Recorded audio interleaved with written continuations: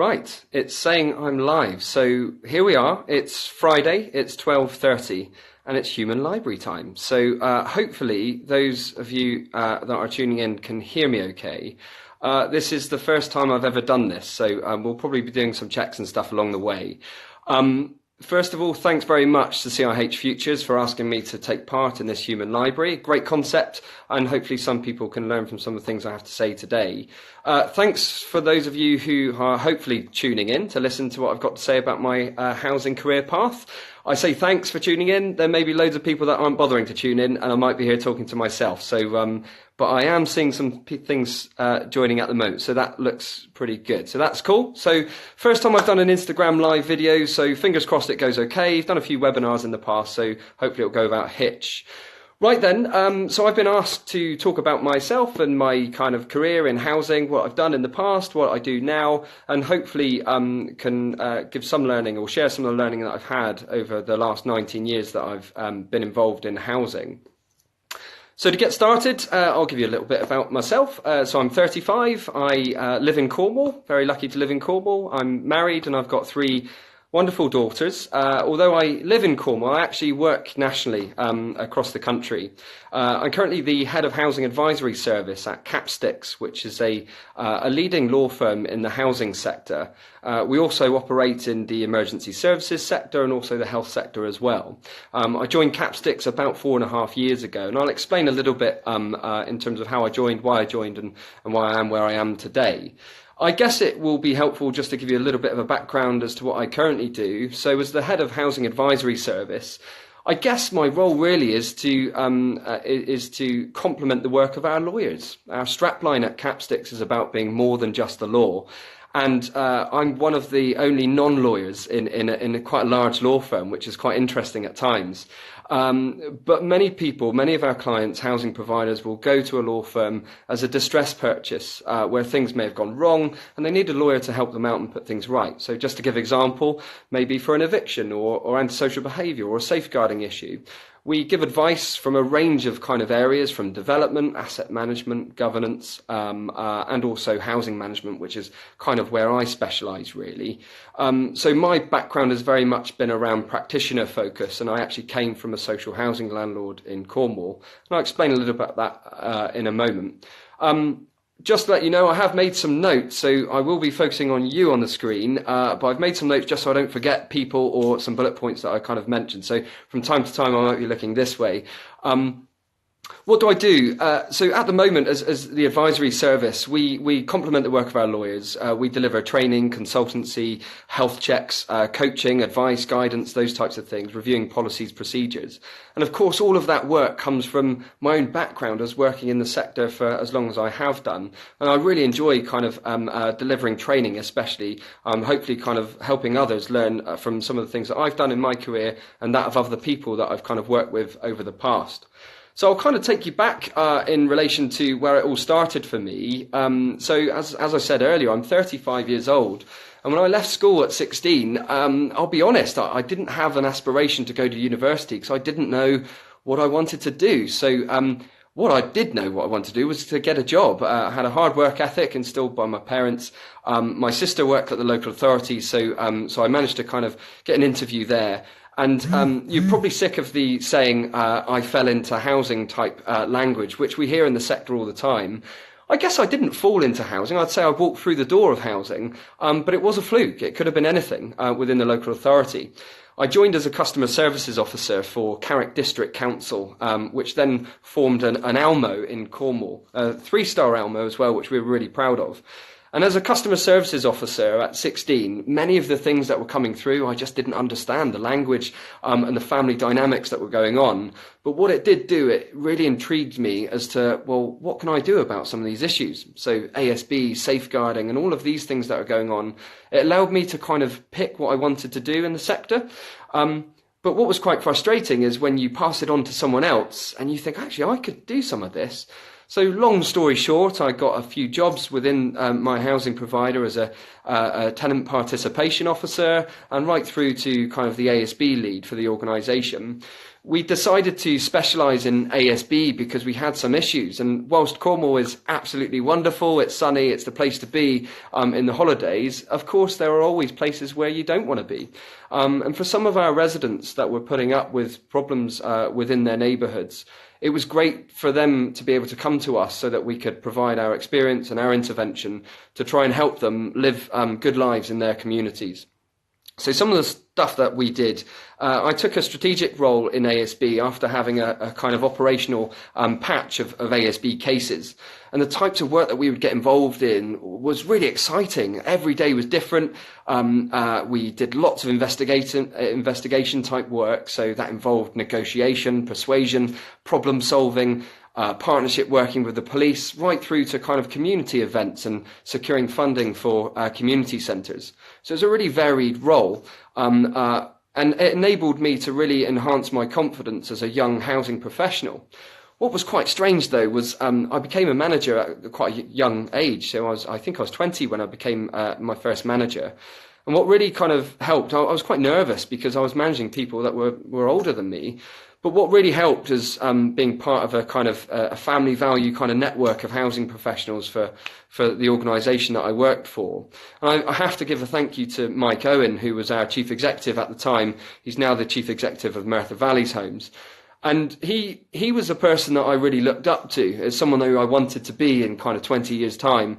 And he kind of gave me the confidence and allowed me to make mistakes, to get success, make decisions, and kind of lead from the front, really. So I'm really thankful to Mike for all he's done for me over the years. And whilst sometimes he gives me a bit of stick on Twitter, we do keep in contact. And he's someone that I kind of look to get advice, guidance, and see what he thinks on things. So I think one kind of lesson I've learned is surround yourself by people that trust you to get on and work hard in housing, and they will be friends throughout your kind of career, which certainly that's really helped me in my kind of role.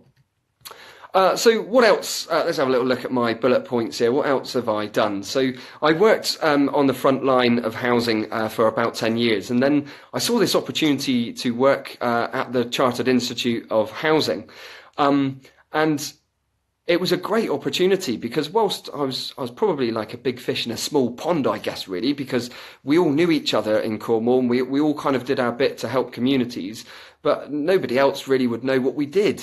So I applied for this national role, and I don't know why, but I got the job. So I was really kind of thankful to the CIH for that. But I became a national advisor, and I managed to get behind closed doors of about 400 landlords in the space of 4.5 years. And what that did, it allowed me to show what I could do, to share my experiences. But I learned so much from all the variety of different approaches out there, different structures, policies, procedures, different demographics and neighbourhoods that I just hadn't been to before. So I guess over the time when I had that exposure whilst working at the CIH, it kind of allowed me to develop my own skills and share the types of things that I had done. One thing I would say is certainly, the confidence level at that stage was, well, what would people want from me? What would they learn from me?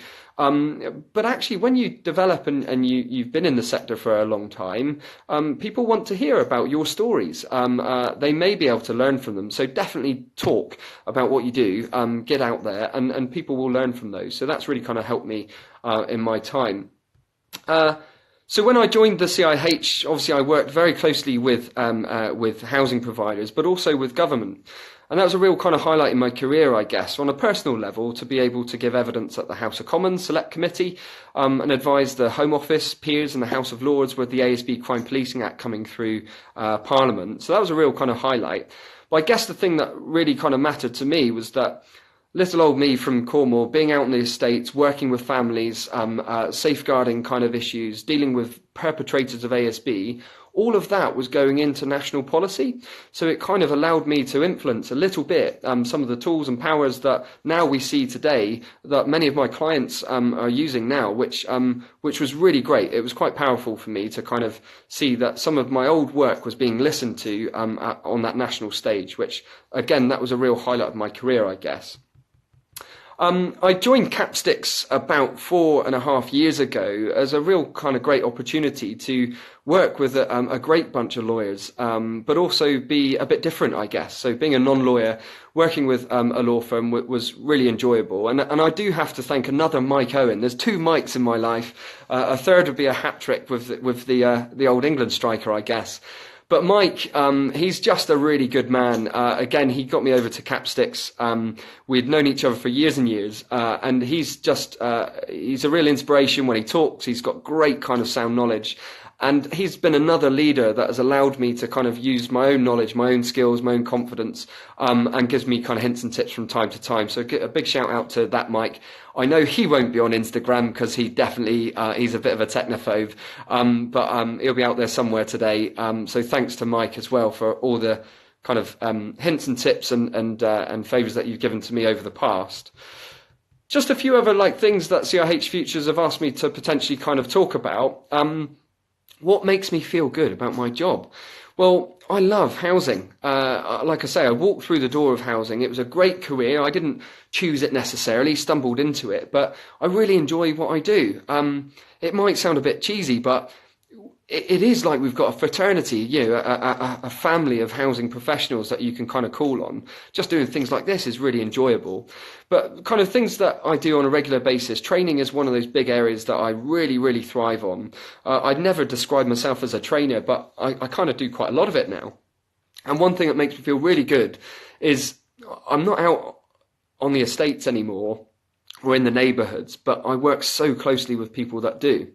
And when I tell them about my stories or about some of the kind of activities that we do in the training sessions, and then I'll be on a train on the way home and reading some of the feedback, and when people say they've been inspired or it's made them think differently or things are going to change as a result of that, it just gives you a really good feeling to think, wow, that's great. And I never thought that I'd be in a position to be able to do that. So I think that's one of the good things about my job is that I get to talk to people, share my views, share my experiences, and some people listen as well, which is really, really cool.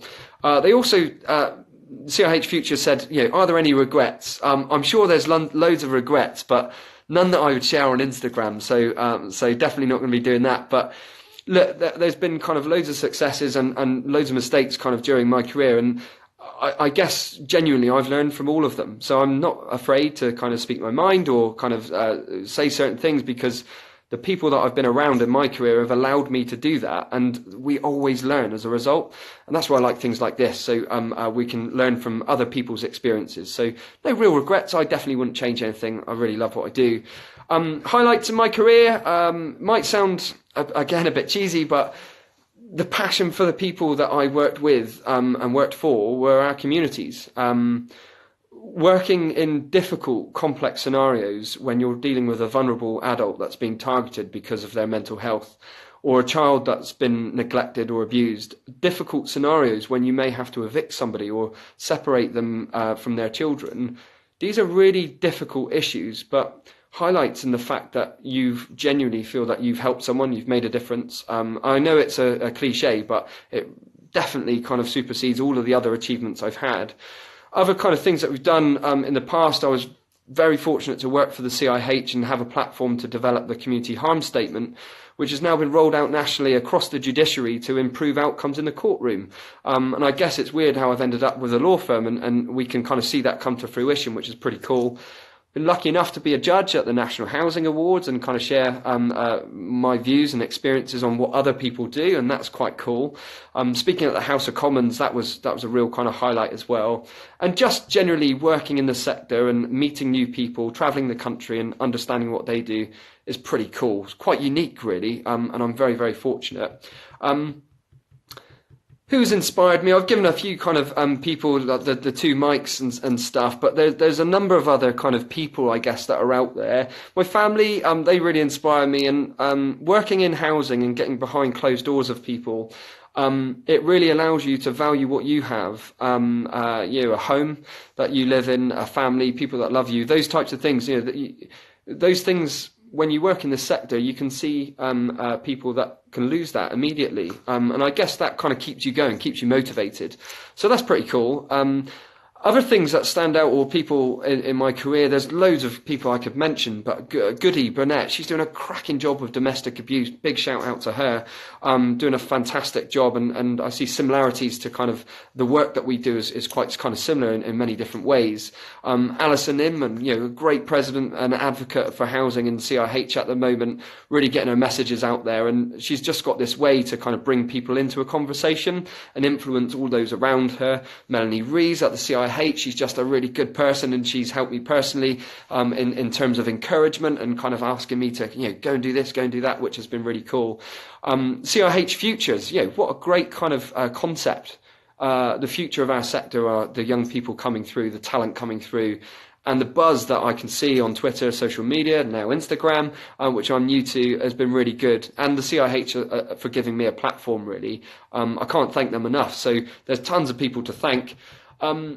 And then just lastly, I guess, housing providers that have stood out for me. So there's people that I'm working with at the moment that I'm just think are brilliant. So Optivo, they're doing some cracking things. They really kind of know their stuff. And they've just merged, and they're doing some great things in the sector. L&Q, they're a client of ours, and they've been doing great work. Certainly, the people that I've met there are really kind of passionate about what they do. Astor, they've been doing some great work with ASB. I've just done a health check with them, and some of the staff there. I've been really impressed with their professionalisms and their approaches to kind of managing complex issues. And there's tons more that I could mention, but I guess that's one of the benefits of my job is I get to see loads of different kind of ways of doing things. So a big shout out to them, really, because I think they're really, really cool and doing a really good job. Things that I kind of get involved in, safeguarding is one of my big passions, really. And like I say, we do lots of training on that. So seeing that you can still make a difference, even though I've got a different role now working on a national kind of level, it's quite rewarding to kind of be involved in things that can make an impact to vulnerable people. The big kind of issues in the sector at the moment, I'm sure I could talk at length for those, but I'm starting to see lots of things coming in. This is where I might stumble and have a little read, if that's all right, because I've just looked at the time and it says 12:46. So I'm about spot on, I think, on the kind of what I've done. It'd be good to kind of interact with some of you guys, if that's okay. So let me multitask, which is another skill, I guess, in the housing sector that we need to do, and I'm not very good at it. So I'm going to, blimey, there's quite a lot of comments, which is good. I think this is the question bit. So let's have a little look. So lots of people are making some really nice comments, so that's good. You're not alone, buddy. That's great. That's good. Thank you. So that's good. It's nice to have some people kind of come in. Interesting, blah, blah, blah. Any questions? What, the Mike Owen? Yeah, there's a couple of the Mike Owens. So yeah, good shout out for them. Anybody got any questions that they want to kind of ask in terms of the work that we do? See how it goes. Loads of experience. Chris, so there's Jill Olcott. So nice to hear from you, Jill. Doing great work in the Southwest. Passionate. Oh, that's very nice. Very kind of you. Thank you very much. I forgot to mention, I guess, as Jill's on the line, I'm also lucky enough to be a CRH Southwest board member as well, which, again, it keeps my connection to the Southwest, which is where I'm from, which is pretty cool. And we do a lot of work on a voluntary basis to kind of help influence what the CRH does, but on that regional kind of level. So working with some great people on the board, some chief executives and some kind of leaders for housing providers that are doing a great job. So big shout out to CRH Southwest. We've got some our conference coming up in May as well, so make sure you're booked onto that one. We sold out last year. We had a waiting list, so it'd be good if you could get on to that one. So yeah, I've really enjoyed being part of the CRH regional group. Let's have a look. Some really nice comments. Really grateful. Thank you very much. All of these name drops, which is cool. Let's have a little look. Okay, so I'm going to read this one out, so I don't know what it says. You're a confident guy. What advice would you give to youngsters just arriving in the sector about building their confidence? I guess, where does my confidence come from? Probably knowledge, I guess. This might seem a bit off-piste as well, but I've played football for as long as I've ever known, and being part of a team gave me confidence to communicate, problem-solve skills, all that kind of stuff. So having a sporting background, for me, gave me quite a bit of confidence before I came into the sector.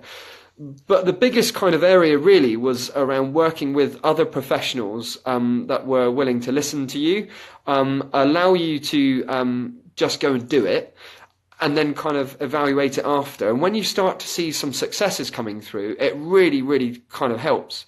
One of the areas that I know I was really nervous of or about in the old days is I'd go into somebody's property and I was probably a bit spotty with no hair on my face, so about 20, 18, something along those lines, and telling them that their tenancy is at risk. How are they going to take me seriously? You know, what do I know as an 18-year-old? Telling somebody or a family that, you know, their tenancy might be at risk because they've been naughty, or, you know, they're breaching their contract, whatever it might be. And I guess that was one of those things where you're thrust into the deep end and you just got to have a go. And I think probably keeping an open mind, being non-judgmental, all of those things were really helpful skills that I learned along the way, because I knew that kind of knocking on the door, as soon as they open the door and see me as a young person, their immediate impact or immediate understanding might be, what are they going to tell me? You know, they're 18. But when you learn how to communicate with your audience, see things as they are, and rather than just judging a book by its cover, you kind of learn that new skills, new ways of talking to people, to different audiences. So I don't really know if I've answered the question. I've probably rambled on, but yeah, knowing your audience, working closely with other professionals, and certainly kind of sharing your views and opinions with other people so that they can kind of help and critique you. That's probably what I would say. What else? Oh yeah, fully behind CRH Careers Week. Yeah, that's true. 5th to 9th of March. Great. Thanks for the little help and reminder there, Jill. Yeah, CRH Careers Week. I'm definitely fully behind it. So if any of you are aware of this, kind of get in touch with your old schools, your secondary schools, colleges in your area, and just start talking about housing. Really, there's just thinking and reflecting on my career. It could have gone in so many different ways. And once you get in the door of housing, you can be a finance person, a communications person, a problem solver, a negotiator, in development, in rent, and all of that kind of stuff, engaging with communities. So many different skill sets that you can apply. So being a career in housing should be celebrated. So I love the idea that CRH has come up with tagging on to the Careers Week and making it all about housing. So nice work there, Jill. Thanks for the reminder. Somebody else, can't read your handle there, but what would you say to a young person who is in the process of choosing a career?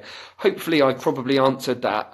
You can be so many different things when you enter the kind of sector of housing, and you can have a go at a lot of different kind of areas and pick which one you like best. So it's a really good to be involved in housing. So there's lots of different options. So just go for it, really. Claire Wheatley, brilliant work from the regional boards. Great, yeah, cool. Yeah, check out the regional pages on our website. I don't know if you can see these comments, but I'll mention them anyway. So please do that. Lots of work, lots of good work from those people. How do you think the CRH boards can help publicise the great work we do in the housing sector?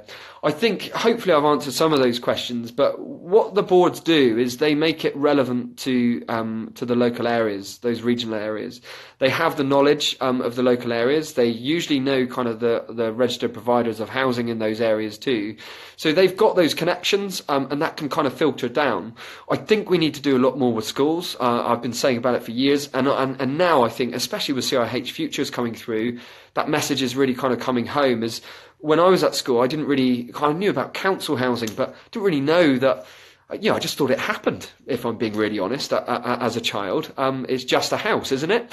Until you get into it and you realise the dynamics involved. So I think having people going into schools, particularly board members or local people, we did tons of work with schools at Carrick Housing, going into schools and kind of educating them about being a member of the community and the how we can kind of promote positive behaviour and the good work that they can do. And it made a massive difference. So if somebody had come in when I was at school talking about housing, my ears would have pricked up, I think, because there's just so much that you can be involved in.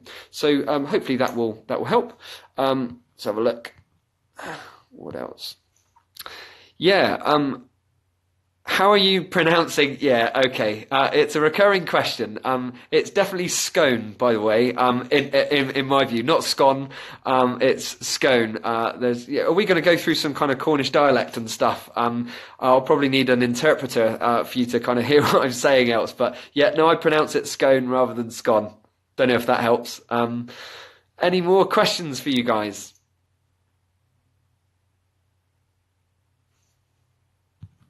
Is this the awkward silence we're going to get now, is it? I've been really impressed with the questions so far. Hopefully I've answered most of them. Just trying to think if there's anything else that I haven't covered. Let's have a little look.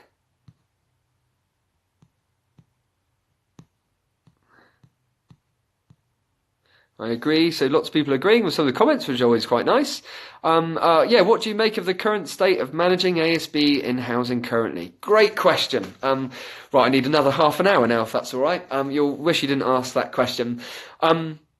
It's interesting. It was a really hot topic back in kind of 2010, really, when the coalition government came in. The ASB kind of went to the top of the agenda, and then the review of the ASB Act, and now obviously the ASB Crime Policing Act came out.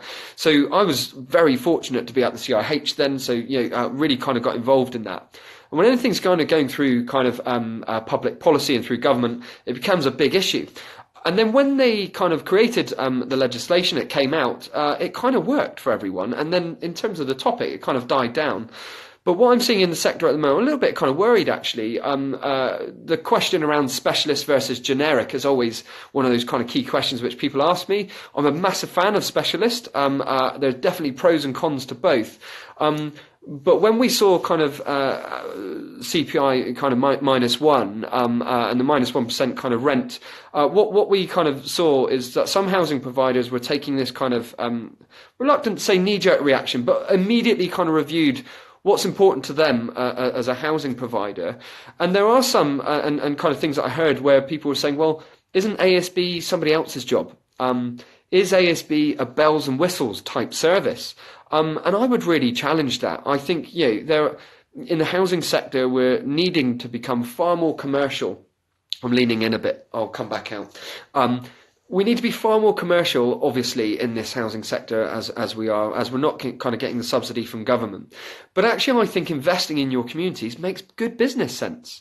Who wants to live in a place where ASB is prevalent? Who wants to live next to somebody where you're scared to get up in the morning and take your children to school?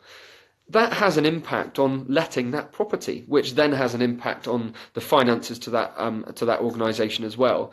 So I think it makes commercial sense to invest in ASB, and also there's a legal obligation to manage antisocial behaviour as well. So first of all, you've got the Housing Act, which kind of obliges you to have a published policy and procedure. It's morally, I think, the right thing to do if you're involved in housing, to invest in your communities and work for and with your communities.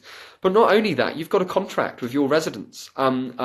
It will say something along the lines of, I will not cause nuisance and annoyance to my neighbours. And if they do, and a housing provider doesn't do anything about it, it kind of makes you a toothless tiger, I guess.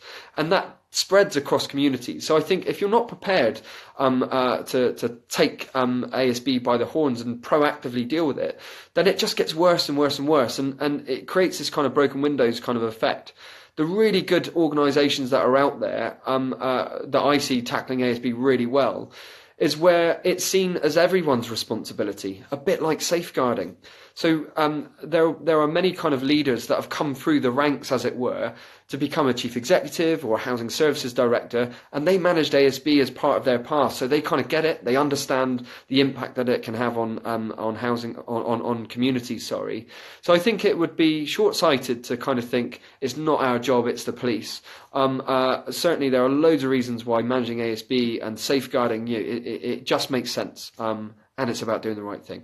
Gone on a bit there. I think there's a kind of couple more questions. Let's have a little look. I need to scroll back a little bit. So let's have a look. Oh, somebody's saying, no, it's Scone. I think they're probably saying it's Scone. That's the way I'm saying it. This is my Instagram. That's what I'm saying. Let's have a look. Shout out to Andy Johnson from Bromford Group up in the Human Library next week. Thanks for the reminder. I know that was the last thing I needed to say, so it'd be great to kind of listen to you next week, Andy. Hopefully this has probably taught you what not to do, I guess, in an Instagram live chat. But fingers crossed, hopefully some people have got something from it. Last little question, then I think we need to go. What do you think will be the biggest legal challenge for housing providers in 2018? Well, there is a question. The biggest kind of challenges typically are around Equality Act type arguments. Some rightfully so, and some kind of tactical, I'm afraid. I think the biggest way to avoid those kind of Equality Act arguments is to make sure you get your house in order, do things for the right reason. Are you achieving a legitimate aim via a proportionate means? If you're proportionate and reasonable in the approaches that you use when it comes to managing ASB or in housing, you can't go far wrong. And I think most housing providers, they're not gung-ho, they like to problem solve, they like to think about why people do what they do and try and support them to solve the problem before it gets to enforcement and legal challenge. And that's definitely the way to go. Legal challenges will come, but if you've got your house in order, you'll probably be okay. And of course, you can always call Capsticks to help you out. I'll leave on that plug, I guess. So thanks very much for tuning in. Hopefully this has been helpful. Now I need to try and find the end button, I think. I don't know if Adam Clark is here to talk me through it. I think I press end. So nice to see you all. Happy Friday and have a good weekend. Cheers, guys.